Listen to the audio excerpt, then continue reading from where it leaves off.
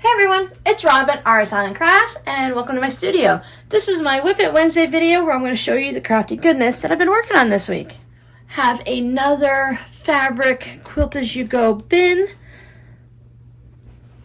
from last week's tutorial. It's already full of my fabric scraps. These are just the scraps that I've created since I've been here, or some of the things that I might have found when I was unpacking something. And I think I'm going to sit down with these and decide which ones are 1.5 inches, and they will go in my 1.5 inch bin. But the rest, I'm going to see if I can just put it together into some kind of a project. Some of them I don't think I really need to keep. These, I don't know why I have these. These are great to turn into my leaders and enders. I call them spiders, the little pieces of fabrics that you sew at the beginning when you're doing chain stitching, and then something at the end so that you don't have to keep cutting your thread. It just continues through. I like to take small bits of fabric like this. I put two together so it has a little bit of a little substance to it. And I also like to choose the fabrics that I enjoy looking at. So if it's something that might not be very exciting, I probably won't use it. There's always plenty of little bits like this to use. But I'm going to go through and separate out some. There's some Halloween things in here. These squares, some of them need to find a way into, or find their way back into, some of my scrap bins. I just don't have them all here with me. So some I might not use, and some are salvages. I thought I would just go ahead and work through it and see what I can do. That's a really fun piece to play with. I think my favorite size bin is definitely the small. While I enjoy working on these, I really like the little fabric bins that tend to be a little bit, since they're smaller, they're not as floppy and they can hold a lot. But I do want to make some in this size to put fat quarters, and when I start actually creating the bins, the baskets like this for my scrap fabric. So what I call my rainbow fabrics, my little bins of every color. I have them separated out by rainbow colors. Now my patrons and I worked on what I'm calling my enchanted pillow. It has unicorns in it, so I'm calling it enchanted fabric. It has geese, and those always remind me of different fairy tales. There always happens to be a goose in it somewhere or another, and I just really like the color. So this is my enchanted pillow cover. Now also, not only is it a pillow cover, but it can be used as a wall hanging because I put binding on it. It's fully quilted. I have a hidden zipper. Well, it's not so much hidden because you can see the flap, but there's a hidden zipper on the back. I still need to make a little zipper pull for it before I pop it into the shop. And I like to have a backing on all of my quilted pieces, so when you open it up, you see fabric versus any type of batting or fusible fleece. I hope that it helps make the pillow cover last longer. So you can hang it up on the wall like that. It's really not that much different than a quilt. It's probably a little bit heavier due to the fact that it has a cotton batting in it, the backing, and then it has fusible fleece and the backing. So we'll say it's like having two quilts together, but it's still easy enough that you can hang this on the wall by some command strips or just put some pins in it. This was made from a charm square, and I think this is just the cutest charm pack that I've seen in a while. I love the colors. I'm not really a huge fan of all the different geese on it. Ducks and geese are not my favorite creatures, but I just think it's really cute when it adds in some of the polka dots, and they're not like real circular perfect polka dots. They're little splotches of polka dots, and I just think all the colors work so nicely together. Sometimes when you get a charm pack and you get the dark all the way to the light or vice versa, some of the darks are just way too dark to work with the lights. It's too much of a contrast when you're working on a small project like this. So I just thought these all worked together really well. And even the charms that I didn't use any of the ones that had mostly white, like a white background. I don't mind some of these fabrics because there's enough around so it didn't blend in with my white crisscrossing on here. The binding has the same fabric as the back. I love this purple fabric because it has these lighter colors, but when you look at it, it almost looks like clouds, and then it has all of the different stars, and again, some more little polka dotties. So as soon as I can get some pictures of this, it's going to be going in the shop. I list it as a pillow cover and as a wall hanging. I do not provide the pillow insert. This is an 18.5-inch square, and it'll work really well with an 18-inch pillow form. I like to have a variety of pillow sizes. Due to the space in this room, I wasn't able to bring my pillow inserts with me, but I like to have a 16, 18, and 20-inch pillow. That way I can adjust or make a variety of sizes depending on what I want. But this one will work really well with an 18-inch pillow insert. It'll just fill it out nicely. Pillow forms vary in how much filling they have, which is nice because if it has a zipper on it, you can always add more filling or take some filling out. But a few of the ones I've received recently that I purchased through Amazon, they are the ones that come really, really flat, and then you have to let them poof up, and then you throw them in the dryer, and they're really like a pillow. They don't firm up like I would want certain pillows to have. I really like that nice firm look for a decorative pillow, but if I want to use it on the couch and actually use it as a pillow while watching TV or something, then the softer pillow form is really nice. So it's good to have a variety of them around the house, and then just have a variety of pillow covers. These are so great because they lay flat. You can store them, or you can just hang it up in another room if you want to change out your pillows. There's still a bit of time to go before we're actually going to move to Arizona. We're thinking still in October. We're just waiting for Mission Barbecue to break ground so that we have an exact time. Well, not exact. We have a better idea of a timeline for when we need to be there ahead of when the store is going to open and all that, of course. But I'm trying to plan ahead and be prepared and to make sure I have enough videos, since I'm not going into the mad packing mode that I had to at the last house. So this time around, I'm trying to think when we're traveling and when I'm helping to pack this house up. And when we get to Arizona and I really don't have all of my craft room or anything like that, what can I have for videos to fill in that space? Now, tutorial videos, of course, I can always film those ahead of time, but WiP It Wednesday videos, if I'm not whipping, I can't Wednesday, right? So if I'm not doing anything creative, there isn't anything to show you. So I have a generous supporter that loves to support me and to support this channel, and one of the recent things that she sent were these applique little kits. Now, these are the similar ones. I'm not going to say it's the same brand. I don't know which one the gnomes were, but it's pretty similar to that little gnome applique I did.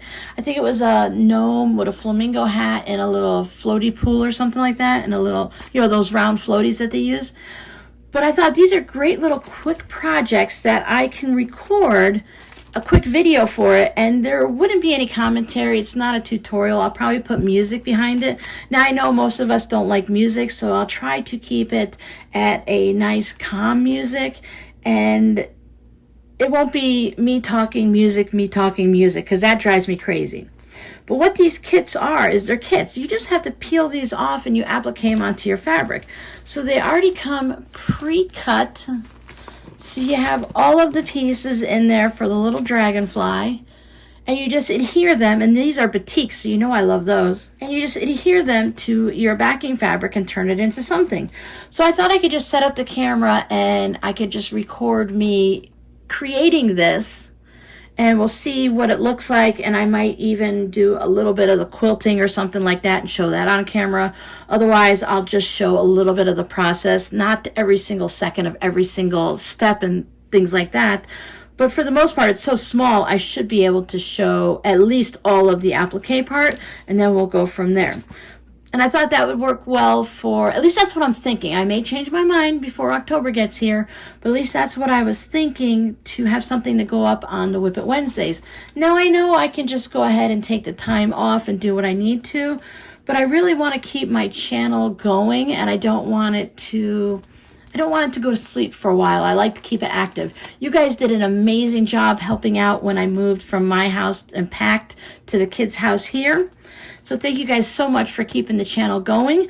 But I thought there should be plenty of time for me to do something between now and then, even if it's just, again, a short 10-minute video that just shows you me creating this. So these are really fun. So I love dragonflies, but look at this one. Isn't that so cute? And the fabric is what they're showing there as far as I can tell, because you can see there's the tie-dye, and it's a different color tie-dye or different area, but it's tie-dye but kind of like a flower. So I guess it looks tie-dye, but it really is a flower there. So this is really fun. I thought this would be very cute. And these are 8 by 5.5, 5.75 by 5.25. So they are small, but I can always add a border to them and just make cute little wall hangings. Now for this one, I think I want to trace all of these out before I adhere them down so that, oh no, wait, do I have a pattern in here?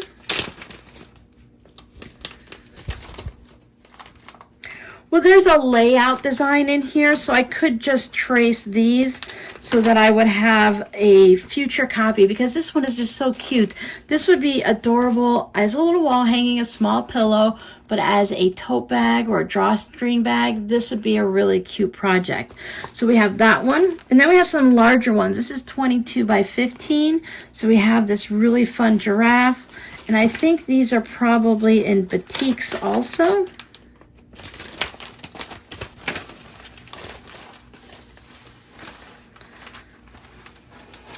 So when you get laser cut applique pieces, they come like this. So they have the heat. I don't know what actual thing they use on the back, but I'm just going to go as a heat and bond type material. This doesn't feel like actual heat and bond. And then they just adhere. And so you just have to go through and you separate these and then place them where they need to go. So for each fabric, unlike these where you only need the little pieces because it's not repeating, for the giraffe here, you're going to use similar colors or the same fabric in various places. So that is really fun. So I'll just double check on all of these to make sure there's a way for me to trace new ones if I want to make it again without using the laser cut. And then the last one is Unicornia Amethyst 24 by 24. Laser cut quilts. This is Westfield Laser Design and Applique Elements. So these kits include a pattern, prefuse, and laser cut applique pieces, the layout template, but you need to buy 3/4 of a yard of background, a third for binding, and a yard for backing. A light box, marking tool, and applique pressing sheet is always helpful. And then, of course, for the unicorn, you have lots of fun pieces. Again, if they have multiples on one, it comes on a sheet like that. So after making that one gnome one, I really fell in love with this process. It's such a quick project. You don't have to trace anything. You don't have to choose the fabrics. It's all there for you. Now, I'm sure you're going to pay a little extra for them to do all that for you. But for these little small ones, I think it would probably be beneficial. Plus, if you find one that you like, you can use the pattern over and over again, like I plan on for the sewing machine. So these two would definitely be just like one video, one and done, probably be able to do the entire project. For these, I think this would be more of a 2 or 3 part because it would take a bit just to get all of these pieces down. And then, of course, you have to go ahead and do the quilting and turn it into whatever. So thank you so much for the person that sent these to me. I really do love them, and I love the colors on all of them. Even though browns and such is not like my favorite, I like that this has, well, it's a giraffe. You're going to have certain colors, right? But I like that it has these little bluish gray highlights in there too to change it up. And I actually think, I don't have it here with me, of course, but I think I would have had this fabric, that color yellow, in my stash. So I need to go through and make sure I have background fabric for all of these, create extra bits for the kit. So even though these are a laser cut applique kit, I would still want to pull all the pieces together so I have them ready to go. And if I show them between now and Arizona, you know, as I'm traveling or something, you'll have something to watch. And if not, maybe we'll end up doing them during a live stream, because I think that would be really fun too. Maybe do the smaller ones for WiP It Wednesday while traveling, and then work on one of these during a live stream. These could actually even go I don't know. I'll figure it all out. You know me. I think of one thing and then something else pops up and I think of something else and that sounds even better. But this is just where I'm leaning. And when it comes closer, if I do make the videos and do them, then I will let you guys definitely know ahead of time. So your scrappy word for today is kit. First, have you ever used one of these laser cut kits, or do you purchase kits in general? I like to purchase kits when they're on sale. Otherwise, I have to really love the pattern and the fabric to pay for an entire kit. Most of the time, I just buy the pattern and I go ahead and purchase my own fabric or use my scraps, which is most likely, to create whatever it is. But it's really fun when a designer has their fabric line and they put it into a kit with their pattern that they created. Then it's really like you're inside the mind of that designer and you're start from finish with them. You're working with their fabric, working with their quilt design and all of that. So now this Friday we have our live stream, our first live stream in August. I don't have a specific plan, so I'm going to go into what I call my Barney bag, and I'm just going to go dig through those little packets of scraps that I have, see what I can find, and maybe we will create a mug rug this week. We haven't done a mug rug, or we haven't done a mug rug in a while, so I thought maybe we just go ahead and do that. We've done zipper pouches enough, so let's go ahead and try something not new, but just a little different. I know I love making mug rugs with my patrons. Mug rugs are a quick, short project, and it's great for using up scraps. So we'll see what I have in my little Barney bag. Now, Barney was really popular when my older kids were younger, and he had that magical bag that he'd open it up and whatever he needed was inside there. And that theory of a magic bag, Mary Poppins had one, and Nanny McPhee, I think she had one. So it's always been through the TVs and the fairy tales and all of that. But I just always think of mine as a Barney bag. So thank you guys so much for hanging out with me. And I will see you on the live stream at 3 p.m. Eastern on Friday. Bye.